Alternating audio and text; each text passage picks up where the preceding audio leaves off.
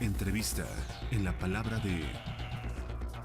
Magistrado, para avanzar un poco ahora con el tema de servidores públicos ya tocamos, pero particulares que participan en infracciones que se consideran como graves, y para abrir ese tema, algunos datos que da el Instituto Mexicano para la Competitividad, que no deja de ser un tema social, la materia de corrupción o el problema al que nos enfrentamos a este reto.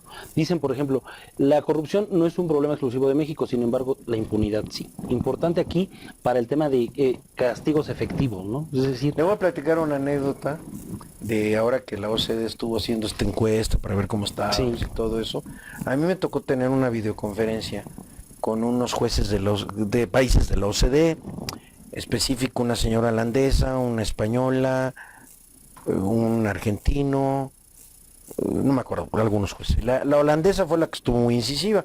Me dice, oiga, yo leí en su ley que se toma en cuenta para sancionar las condiciones socioeconómicas del infractor. Digo, sí, señor. Eso quiere decir que si alguien no es rico no se le va a sancionar. Le dije, a ver. Eso no quiere decir. Lo que pasa es que afortunadamente tengo amigos jueces holandeses, me habían explicado cómo funciona. Yo le digo, mire, señora juez, lo que pasa es que en su sistema solo hay una sanción, es fija. Nosotros por constitución, por decisión jurisprudencial de la Suprema Corte, tiene que darse entre un mínimo y un máximo la sanción. Dije, mire, lo que pasa es que el que comete una sanción, sea quien sea, grande, chico, mediano, etcétera, se le va a imponer el mínimo de esa sanción. Si reincide, se le impone un poco más. Si es especialista en la materia, se le impone un poco más. Si el daño a la nación fue grande, pues se le impone un poco más, desde el mínimo hasta llegar al máximo. Y me lo entendió afortunadamente perfectamente, porque ellos pensaban que si alguien llegaba aquí y se cruzaba de manos y decía que pobrecito, que le había ido muy mal, etcétera, nada. Y ahora, hablando de la... Perdón, hay la importancia de que este tipo de asuntos vengan a jueces. Y que sean jueces, porque quien no tiene, el juez está preparado y tiene la sensibilidad precisamente para poder aplicar esta proporcionalidad en la pena.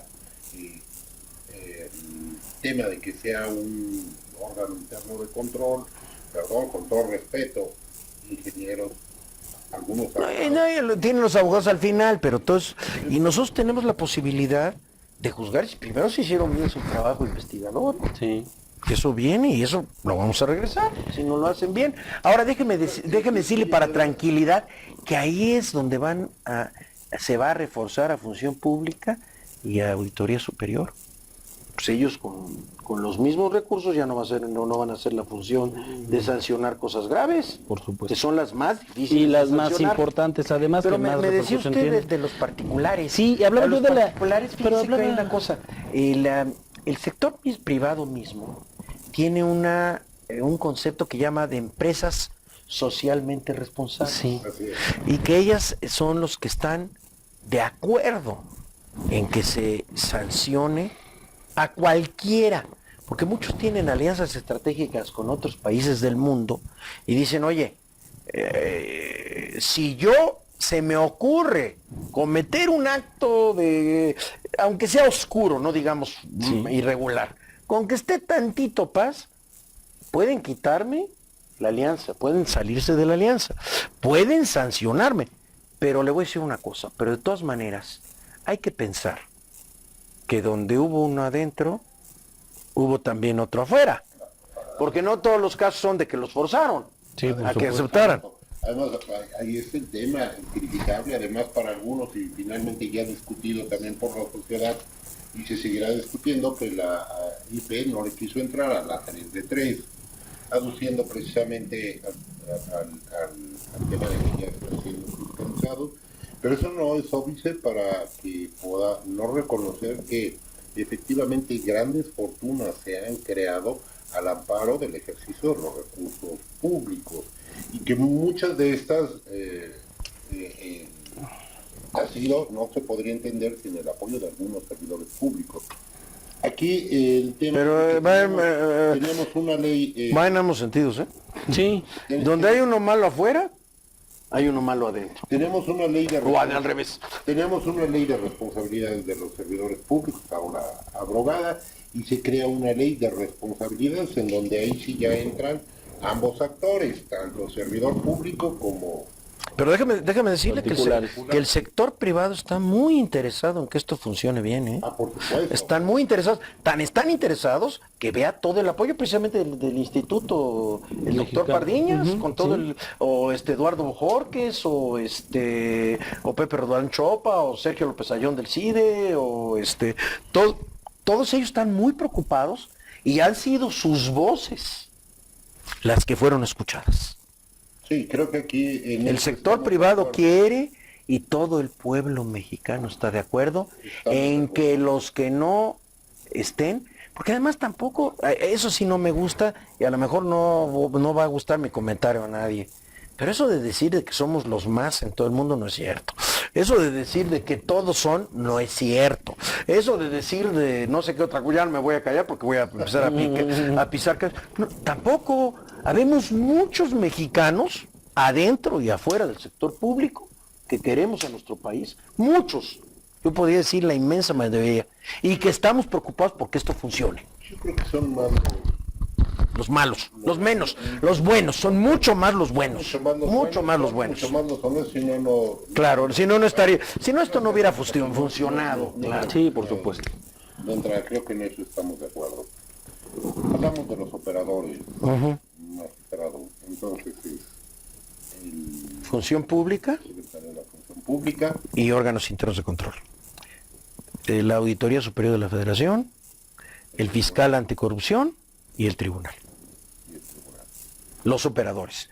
Y aparte del comité coordinador forman parte un representante del Consejo de la Judicatura, la presidenta del INAI, del órgano de transparencia, y el representante del órgano del sector de la sociedad civil, que al mismo tiempo va a ser el que va a presidir el comité coordinador. ¿Cuándo sesionaría el comité coordinador? Yo espero que a la brevedad posible. He estado hablando con algunos de los actores, que pues ya la tenemos, pero va a depender mucho de los tiempos que la ley misma nos está. Lo máximo para que empiece a funcionar es mediados del año que entra. Pero yo creo que ya deberíamos empezar a funcionar en este mismo semestre. Okay. Sí, ya es este semestre. Sí. En este mismo semestre. Sí. ¿Qué mensaje, magistrado presidente, a la sociedad de manera general, y el mensaje para los servidores públicos y el mensaje para los particulares? Que creo que esto fue un cambio de paradigma.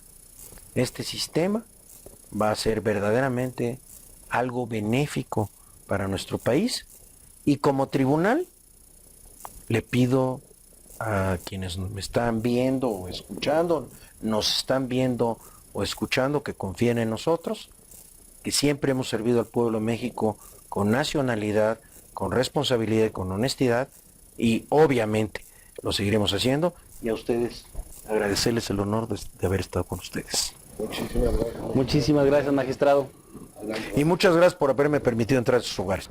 Amigos del Poder de la Palabra, fue un gusto estar con ustedes esta tarde y por supuesto agradecidos con el presidente del Tribunal Fiscal de Justicia Administrativa que nos hayan recibido esta tarde en estas instalaciones. Muchas gracias.